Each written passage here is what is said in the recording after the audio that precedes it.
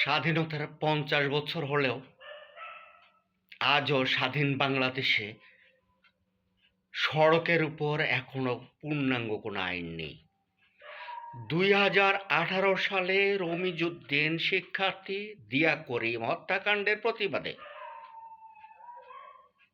শিক্ষার্থীরা সড়কে নামে। নিরাপদ সড়ক আন্দোলনের নামে ব্যর্থ হয় শিক্ষার্থীরা।